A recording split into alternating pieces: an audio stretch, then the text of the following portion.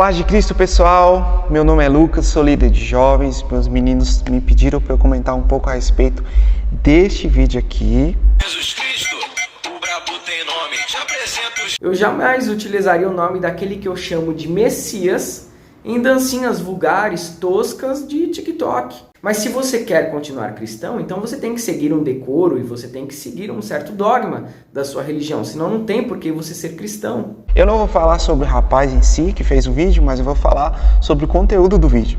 No vídeo o rapaz fala um pouco sobre os TikTokers e fala também sobre o ritmo do funk gospel, as dancinhas e tudo mais, né? E eu quero comentar um pouquinho a respeito da minha opinião e o que a Bíblia diz a respeito disso. Em relação ao TikTok, a primeira coisa que a gente precisa entender é que o TikTok é uma ferramenta tecnológica e que a gente pode utilizar para pregar o Evangelho, né? E em relação a isso, eu acredito que todos entendem, né, essa questão. Agora, o problema mesmo é em questão do ritmo. Se funk, gospel, eu posso louvar a Deus por meio de funk gospel, por meio de forró gospel, por meio de sertanejo gospel. A pergunta eu acho que pode ficar pairando, né? Se eu posso louvar a Deus por meio de todos os ritmos. Bom, vamos à Bíblia. O que a Bíblia fala?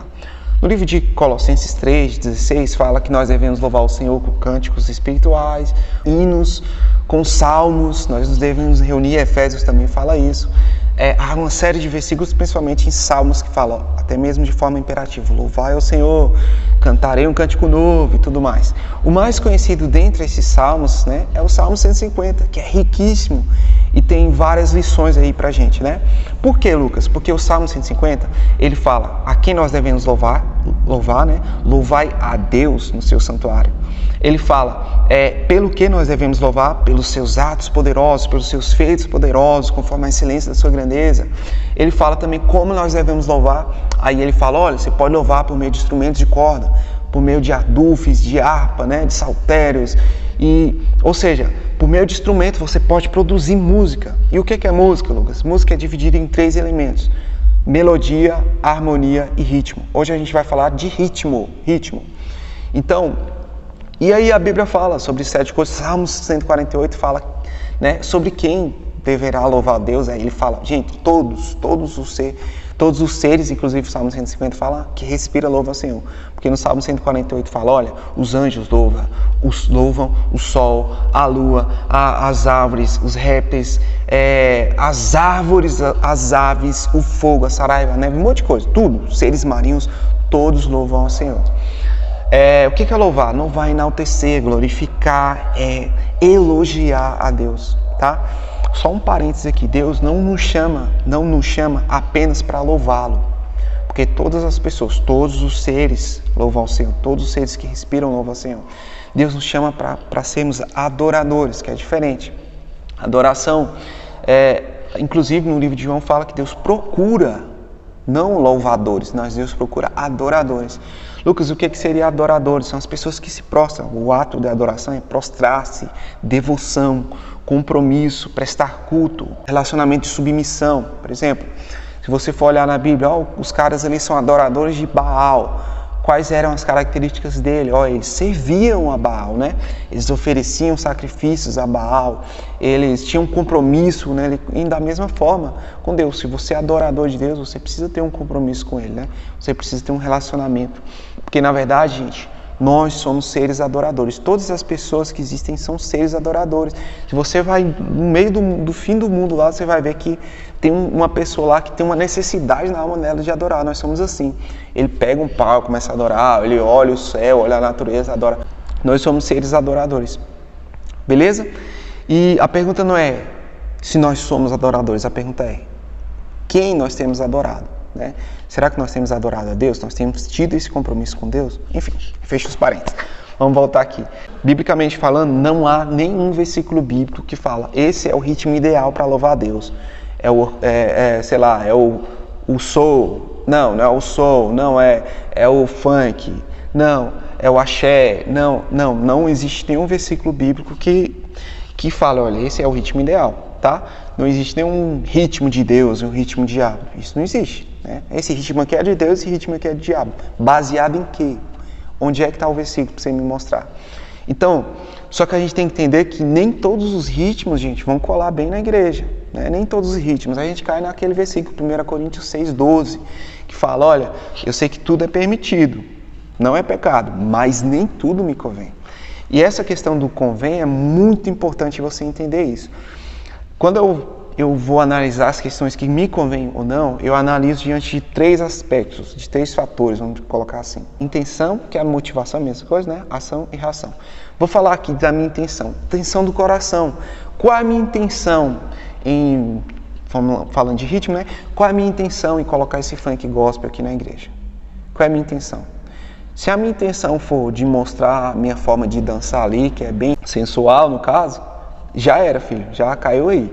Mas se a minha intenção, por exemplo, minha intenção é pregar o evangelho, mostrar que Deus é fiel, que nós somos alegres e tudo. Essa é a intenção, a gente tem que analisar isso. Segunda coisa, a nossa ação. A ação de tocar, ou de cantar, ou de dançar um funk gospel, biblicamente falando, é errado, o ritmo é errado. A ação, o ritmo é errado? Não é errado, não tem nenhum versículo bíblico que fale isso. Agora, pessoal, a gente tem que analisar o terceiro aspecto, a reação. Né? O que isso vai causar nas pessoas? O que isso vai causar nas pessoas que virem à igreja, nos novos convertidos? O que isso pode causar nas outras pessoas? Né? No livro de 1 Coríntios, no capítulo 8, e se você quiser dar uma olhada depois lá, você vai observar que Paulo fala mais ou menos sobre isso, para a gente não usar a nossa liberdade para ser obstáculo para a pregação do evangelho, para ser uma pedra de tropeço para o meu irmão. Se aquilo faz meu irmão se escandalizar, é melhor a gente evitar. Se o meu comer carne faz meu irmão se escandalizar, é melhor evitar. Né? E a gente pode trazer por isso, para o nosso contexto de ritmo. Né? Se aquilo se escandaliza meu irmão, é melhor a gente evitar, porque não convém.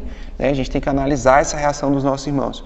Isso é amar o próximo, é que a gente se colocar no lugar dele. Caramba, velho, será que isso aqui vai fazer mal para a pessoa que está aqui? Vai fazer mal? Então eu não vou fazer, né? É isso, isso é suportar a fraqueza das pessoas que, como Paulo falando, suportar a fraqueza dos fracos. Outra coisa que a gente precisa analisar também, isso pode me levar a pecar, esse ritmo? Eu posso começar a sentir uma coisinha aqui diferente aqui, querer fazer uma outra coisa? Pode me levar a pecar? Se puder te levar a pecar, já era, filho. Mateus 18:9, fala, olha, se o teu olho te faz pecar, o que você tem que fazer? Arrancar ele e jogar fora. Ou seja, o que Jesus Cristo estava falando aqui em Mateus? Ele estava falando o seguinte, olha, diante do pecado, a gente às vezes precisa ter uma atitude radical. Né? Se aquilo me leva a pecar, eu preciso, se é o meu celular que está me levando a pecar, a olhar a pornografia ou fazer outro tipo de coisa, eu tenho que tomar uma atitude. Se isso me faz pecar, eu tenho que arrancar e jogar fora. Ainda que isso me custe, né? E uma última coisa aqui para a gente analisar, a gente não pode subestimar o poder da música. No livro de Ezequiel, uma revelação lá, e lá essa revelação fala que Lúcifer, né, o diabo, ele teve de algum modo um contato com a música no céu. Alguns falam que ele é até regente e tudo mais. Ou seja, seria muito ingenuidade da nossa parte a gente achar que ele não ia usar isso, né, para resgatar pessoas, levar pessoas ao inferno, porque a música tem poder. No livro de Samuel, capítulo 16, fala que Davi tocava harpa, e quando ele tocava a harpa, a música expulsava, expelia demônios de Saul. Ou seja, a música tem poder de libertar também. Então, assim, a música ela tem um poder muito grande. Então, resumindo tudo que a gente falou, o ritmo em si é pecado? Não, não é pecado. Não tem nenhum versículo que sustente isso. Porém, a gente tem que analisar se aquilo convém, porque o ritmo está muito ligado ao meio que estamos, à cultura em que estamos, né? A região em que estamos, o ritmo está muito ligado a isso. Então, a gente tem que analisar o meio em que a gente está. Por exemplo, você está na sua igreja. Sua igreja, as pessoas, na maioria, não aceitam isso. Gente, você vai ficar lutando com aquilo? Então, vai para uma igreja que aceita isso, e isso é tão importante para você. Mas, enfim, o ritmo não é pecado, mas tem que analisar se aquilo convém e tudo diante da organização, né? A gente tem que ver se o menino começa a dançar, como é que colocar um short em culto, já era. Você não precisa nem analisar, né? Então, meus irmãos, era isso que eu tinha aqui para passar para vocês. Comenta aqui embaixo o que você achou, qual a sua opinião, qual a sua posição diante desse tema, né? Tão polêmico. Mas eu queria muito ouvir um pouco você aqui, ler seus comentários, tá bom? Se você gostou, curte aí nosso canal e que Deus abençoe a sua vida.